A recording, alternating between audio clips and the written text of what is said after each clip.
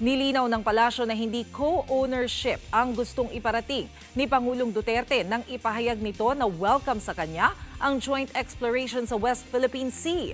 Kasabay nito, sinabi ng Pangulo na joke lang ang pangako niyang pag-jet ski sa mga pinag-aagawang teritoryo. Umaaksyon si Jem Avancenia.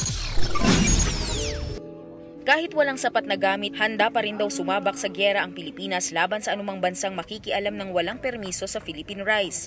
Sinabi ito ng Pangulo kanina sa kanyang talumpati sa opening ceremony ng National SWAT Challenge sa Davao City.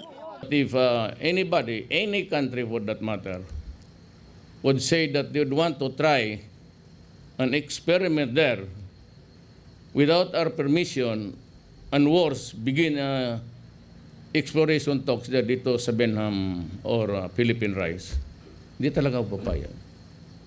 And it will mean war.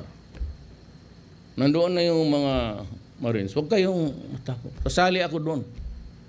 Sabay tayo sa barko. Huwag ka kayong pagka baruto lang tayo kasi mahirap lang tayo, isang baruto tayo pupunta doon. But we will never agree to an insult like that na just because ganito lang tayo. Sabi ko, you start to with that in that area there, I'll go to war. Pero sinabi rin ng Pangulo na joke lang ang ipinangako niya noong campaign season na handa siyang mag-jet ski papuntang Spratlys para itayo ang bandila ng Pilipinas. Yung sabi ko mag-jet ski ako doon sa China, kalukuhan yun. Wala gana akong ibinroad. Istorya man lang yun. Niwala pala kayo. Bata.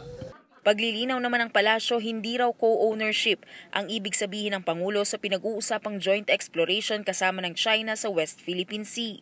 Joint exploration lang daw ito pero kailangang sumunod ang China sa Philippine Constitution. The President just wanted to explain that joint exploration and exploitation will be undertaken by both Philippine and Chinese nationals. Now, having said that, ownership is not material here because really the areas that may be subjected to joint development is EEZ, Exclusive Economic Zone, where we only exercise sovereign rights.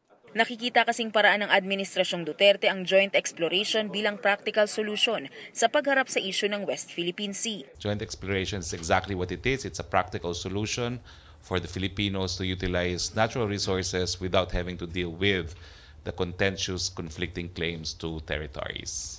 Para naman kay dating Chief Justice Hilario Davide, seryoso ang China sa kanilang pinaglalabang karapatan sa West Philippine Sea at wag daw gawing joke ang anumang pakikipag-ugnayan sa kanila ng gobyerno ng Pilipinas. Gaya ng isa pang joke umano ng Pangulo na sana raw ay ginawa na lang probinsya ng China ang Pilipinas. Hindi naman naniniwala ang bayan muna sa inaalok na joint exploration ng bansang China at ngayong papatulan pa ito ng Administrasyong Duterte, posible raw itong ma-interpret hindi lang pagbebenta kundi tuluyang pagsuko ng ating teritoryo sa mga Chino. Umaaksyon mula Davao City, Jem Avancenia, News 5. Para sa iba pang balita at impormasyon, mag-subscribe lang sa news5.com.ph. We're always on.